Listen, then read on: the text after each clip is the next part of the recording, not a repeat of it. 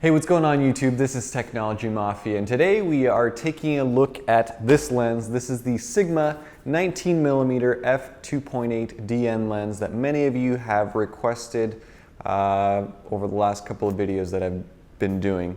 So let's check out what comes in the box.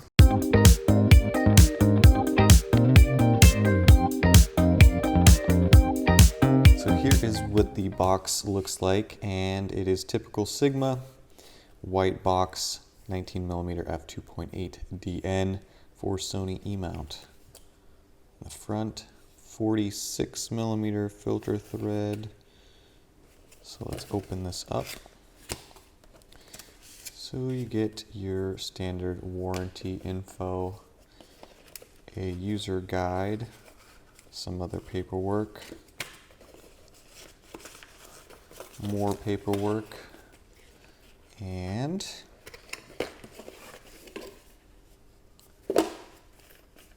a nice little pouch. So I like that Sigma does this with their lenses. Makes transporting lenses very easy. So this is a padded pouch, and here's the lens itself. In here we have a lens hood as well that is plastic. And let's see.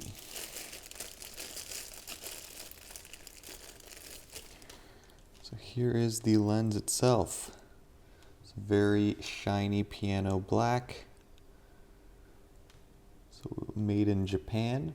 Minimum focusing distance here, 0.2 meters or 2/3 of a foot. 19mm 2.8 DN, 46mm filter thread. Sigma on this side, and 013. Now this lens reminds me a lot of the Sigma 60mm, although this is quite a bit smaller and lighter. So for size reference, there it is. The front glass element is nice. Same information is on the front of the lens. Made in Japan stamped on the bottom, right there. Around the back, you have a standard metal mount with electronic connections because this lens does have autofocus. So let's put this on the A6000 and see what it looks like. Now before I put it on the A6000, one minor note, and this is something that I noticed with the 60mm Sigma lens, is when the lens is off of the camera and you move it, there is an element that feels loose. It almost feels as if the lens is broken, but in fact it is not. So if you're buying one of these lenses, or the 60mm, or my guess is the 30mm Sigma lens f2.8, they are all manufactured to have some sort of loose element inside. Once you mount this on the camera and power it on, that noise goes away, so you will not hear that. So don't be alarmed that you got a broken lens. Alright, so this is what the lens looks like mounted on my A6000, and it is very, very similar in size to the Sony 35, SEL35 f1.8 that I'm using to record this video. A lot of you ask what I use to record my videos. 90% of the time, it's the 35mm. But anyway, the sizes are about the same. It has a nice brushed piano finish.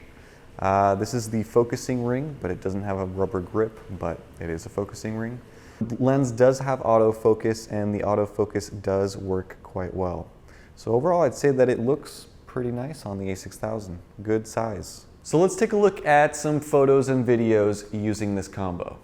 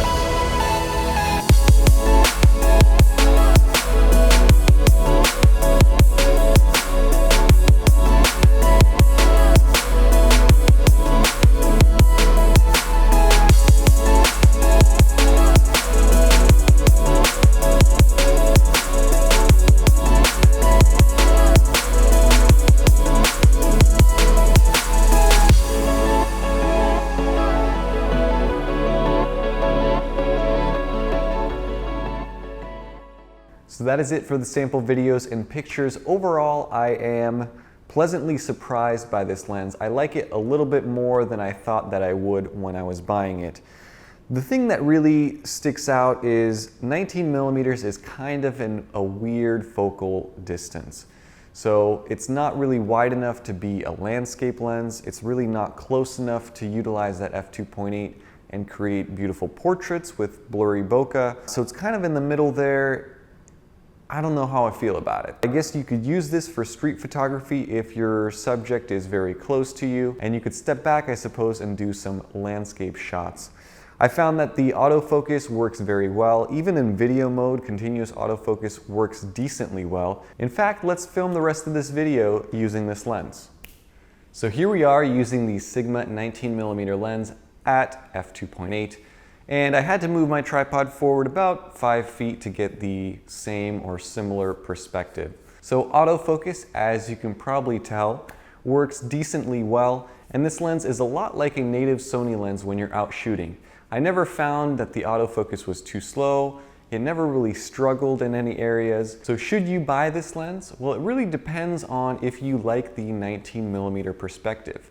I would definitely recommend this lens if you are also looking at the Sony 20mm, because the Sony 20mm pancake lens that's also an f2.8 is about $400, which makes no sense.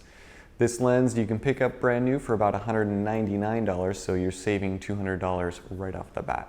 And I think that optically it will be very, very close. However, if you are looking for a more interesting lens, I would suggest adding $100 more and picking up the Sigma 30mm f1.4 lens, which is amazing. For $300, that lens is well worth the money.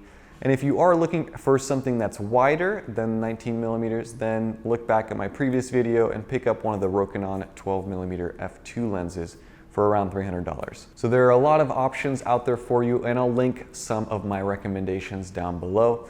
As always, thank you guys for watching. Thanks for all the likes and all the support. Stay tuned for future videos, and have a nice day.